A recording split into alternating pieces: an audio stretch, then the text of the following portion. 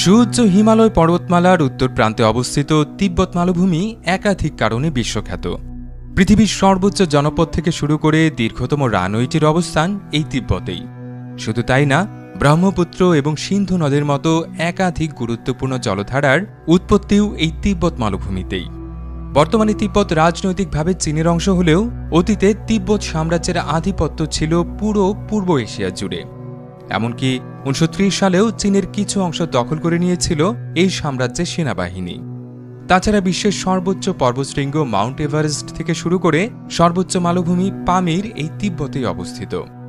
এসব ভৌগোলিক কারণে তিব্বতের অধিবাসীরা সমুদ্রপৃষ্ঠের কাছাকাছি উচ্চতায় বসবাসকারী মানুষের তুলনায় অনেক বেশি সুস্বাস্থ্যের অধিকারী। তিব্বত সম্পর্কে আপনাদের গুরুত্বপূর্ণ কিছু তথ্য জানাতে এই ভিডিওটি তৈরি করা হয়েছে। সুপ্রিয় দর্শক, চলুন তবে আর দেরি না করে আদ্যপান্তর এই পর্বে তিব্বত সম্পর্কে সেই তথ্যগুলো জেনে আসি।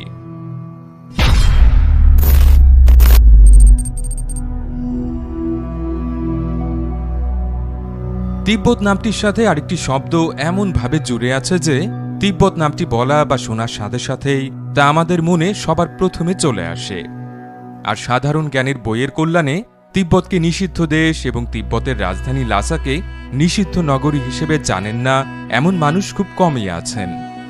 কিন্তু কেন তিব্বতকে নিষিদ্ধ দেশ এবং লাসাকে নিষিদ্ধ নগরী বলা হয় তা জানার কৌতূহল হয়তো এখনও রয়ে গেছে অনেকের। তাই চলুন প্রথমেই জেনে নেওয়া যাক তিব্বতের সাথে নিষিদ্ধ শব্দটি কেন অঙ্গাঙ্গিভাবে জড়িয়ে গেছে। হিমালয় পর্বতমালার উত্তর অংশে রুক্ষ ঊষর আর পাথুরে ভূমি, বরফগোলা নদী আর মালভূমির উপর দাঁড়িয়ে থাকা দেশ তিব্বত। তিব্বতীয় জনগোষ্ঠীর আবাসস্থল হিসেবে এটি একটি স্বশাসিত অঞ্চল হিসেবে পরিচিত হলেও রাজনৈতিকভাবে দেশটি চীনের নিয়ন্ত্রণে। তবে অধিকাংশ তিব্বতী এই অঞ্চলকে চীনের অংশ হিসেবে মেনে নেয়ার পক্ষপাতী নন। হিমালয়ের মোটামুটি 16,000 ফুট উচ্চতায় অবস্থিত এই অঞ্চলটি নিষিদ্ধ দেশ হিসেবে পরিচিত হওয়ার অন্যতম কারণ হচ্ছে এখানকার দুর্গম প্রকৃতি। দেশটির রাজধানী লাসা থেকে মাত্র 100 কিলোমিটার দূরে রয়েছে গোবি মরুভূমি। দারুণ দুর্গম এবং বৈরী এই মরুভূমি ভ্রমণকারীদের বরাবরই এই দেশটিতে প্রবেশে নিরুৎসাহিত করেছে। সেই সাথে হাজার হাজার ফুট উঁচুতে অবস্থিত হওয়ায় এবং বছরে 8 মাস বরফের চাদরে ঢাকা থাকায় এই অঞ্চলে জীবন ধারণও বেশ কঠিন। তবে তিব্বত নিষিদ্ধ দেশ হিসেবে পরিচিত হওয়ার আরেকটি কারণ হচ্ছে ধর্মীয়। দেশটির রাজধানী লাসা বৌদ্ধ ধর্মের অনুসারী তিব্বতীদের প্রধান ধর্মীয় গুরু দালাই লামার বাসস্থান হিসেবে ব্যবহার হয়ে এসেছে বহু বছর ধরে। সোনার চূড়া দেয়া বিখ্যাত পোতালা প্রাসাদটি রয়েছে এই শহরেই। 1649 সালে এই প্রাসাদটি নির্মিত হলেও 1904 সালে আমেরিকার বিখ্যাত ন্যাশনাল জিওগ্রাফি পত্রিকার কল্যাণে এই প্রাসাদটি সম্পর্কে জানতে পারে বিশ্ববাসী। তিব্বতীদের জীবনে ধর্ম একটি গুরুত্বপূর্ণ স্থান দখল করে রেখেছে, যে কারণে ধর্মীয় অনুভূতি এবং নিরাপত্তাজনিত কারণে দীর্ঘদিন ধরে বাইরের মানুষদের লাসা শহরে প্রবেশের কোনো অধিকারই ছিল না। এর ফলে লাসা বহির্বিশ্বের কাছে নিষিদ্ধ নগরী হিসেবে পরিচিত হয়ে উঠতে সময় নেয়নি। সেই সাথে তিব্বতকে ঘিরে জন্ম নিতে থাকে নানা রহস্য আর কাল্পনিক কাহিনী, আর সময়ে এই অঞ্চলটি নিষিদ্ধ দেশ হিসেবে পরিগণিত হয়েছে। অবশ্য 1980 সালের পর থেকে তিব্বত ভ্রমণের উপর নিষেধাজ্ঞা তুলে নেওয়া হয় এবং ধীরে ধীরে পর্যটকদের কাছে উন্মুক্ত হতে শুরু করে শত শত বছর ধরে রহস্যের চাদরে মোড়া লাসা শহরটি। কিন্তু এখনও ভ্রমণের উপর কিছুটা কড়াকড়ি রয়ে গেছে বলা যায়। পৃথিবীর ছাদ হিসেবে সুপরিচিত তিব্বত মালভূমির গড় উচ্চতা 5000 মিটার বা 5 কিলোমিটারের বেশি। তবে এই অঞ্চলটির অবস্থান সবসময় এত উঁচুতে ছিল না। আজ থেকে প্রায় 5.5 কোটি বছর আগে ভারতীয় কন্টিনেন্টাল প্লেটের সাথে তিব্বতীয় কন্টিনেন্টাল প্লেটের সংঘর্ষ হয়। এই সংঘর্ষের কারণে বিশ্বের সর্বোচ্চ পর্বতমালা হিমালয়ের জন্ম হয়েছিল। বিশ্বের সর্বোচ্চ শৃঙ্গ মাউন্ট এভারেস্ট সহ 11টি সর্বোচ্চ পর্বতশৃঙ্গের অবস্থান এই হিমালয় পর্বতমালাতেই। সব মিলিয়ে পুরো তিব্বত মালভূমির আয়তন প্রায় 25 লাখ বর্গ কিলোমিটার।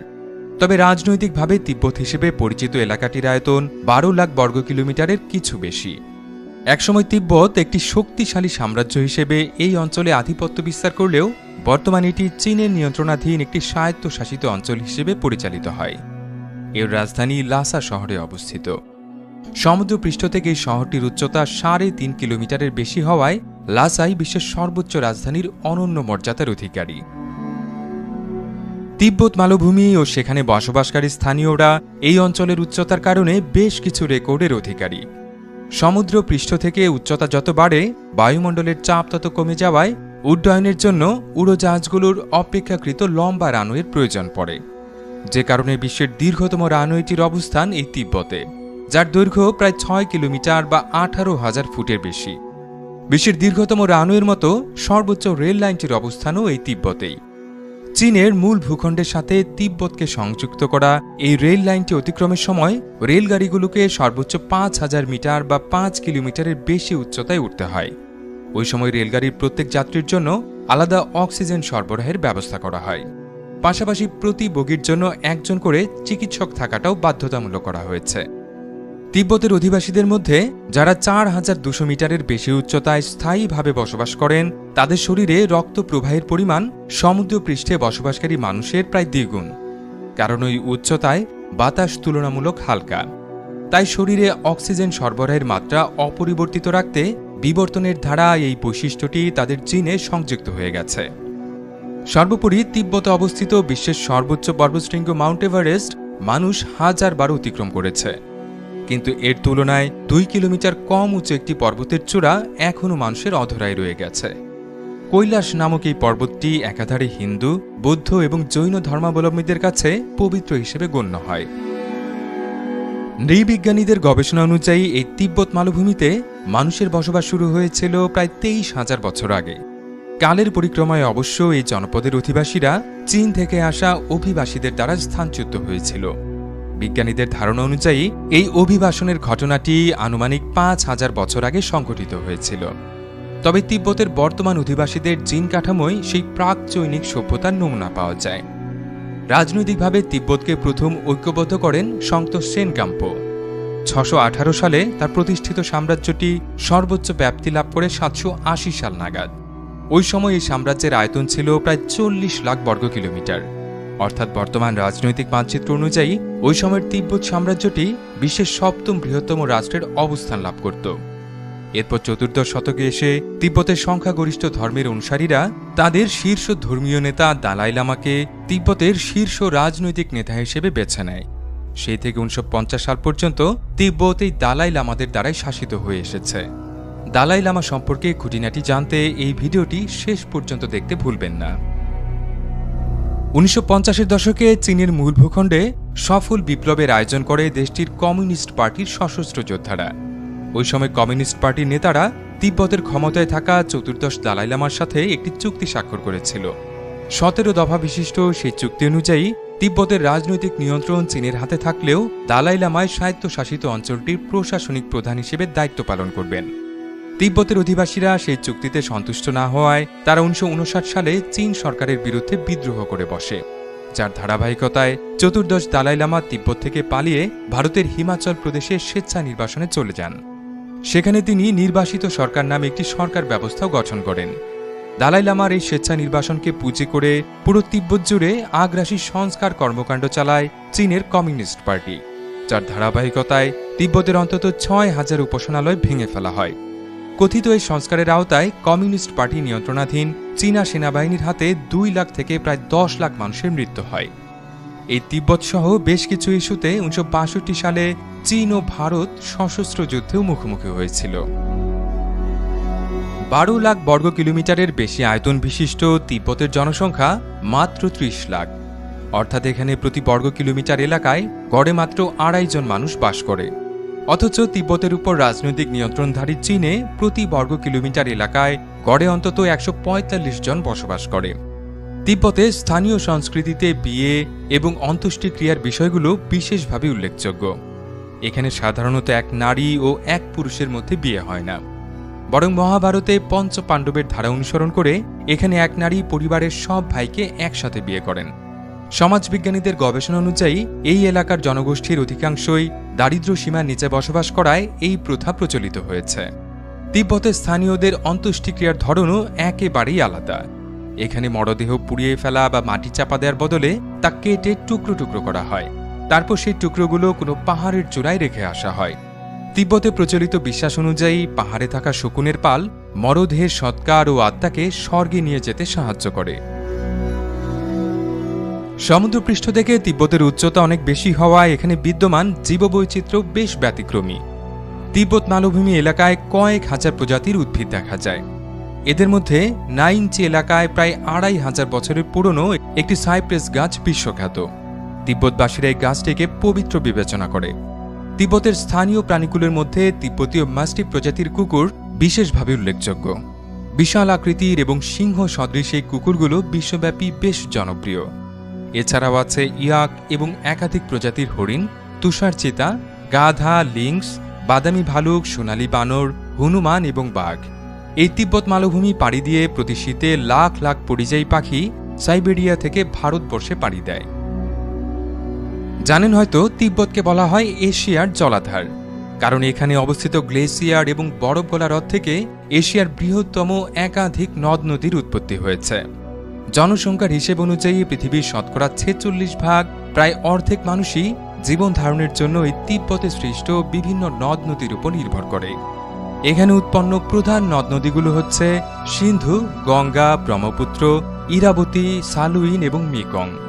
এই নদ নদীগুলোর উপর প্রত্যক্ষভাবে নির্ভরশীল দেশগুলোর মধ্যে বিশ্বের প্রথম ও দ্বিতীয় জনবহুল দেশ চীন এবং ভারত ছাড়াও রয়েছে Nepal, Bhutan, Bangladesh, Pakistan, Vietnam, Myanmar, Cambodia, Laos এবং থাইল্যান্ড।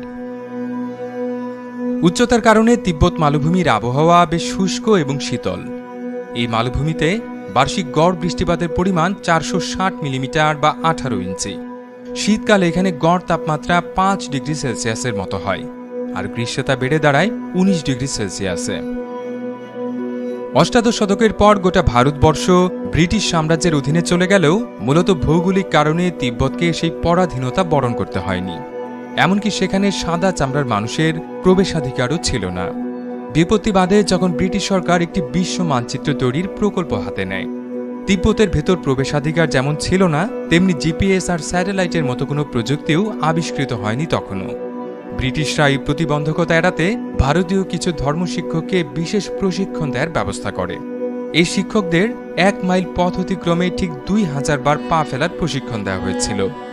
এরপর তারা পুরো তিব্বত এইভাবে হেঁটে হেঁটে সার্ভে করেছিলেন। আগে জানিয়েছি, দালাই লামা পদে আসীন ব্যক্তি তিব্বতের শুধু প্রধান ধর্মীয় নেতাই নন, ভূখণ্ডটির অধিবাসীদের অনির্বাচিত রাজনৈতিক নেতাও। এই পদের নামটি মূলত মঙ্গোলীয় শব্দ দালাই বা মহান এবং তিব্বতীয় শব্দ লামা বা শিক্ষক, এই দুটোর সমন্বয়ে গঠিত। তিব্বতীদের দালাই লামা বা প্রধান ধর্মীয় নেতা নির্বাচনের পদ্ধতিটি বেশ বিচিত্র এবং রহস্যময়।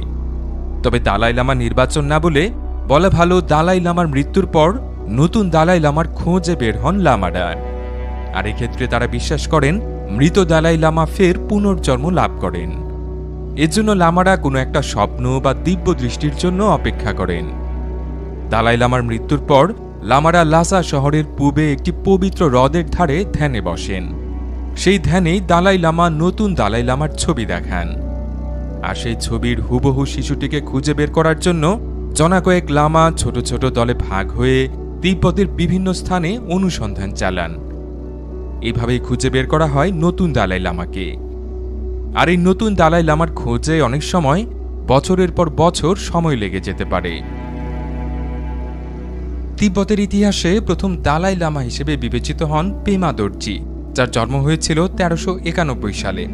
মাত্র 14 বছর বয়সে তিনি বৌদ্ধ ধর্মে বিশেষ শিক্ষা অর্জন করেন।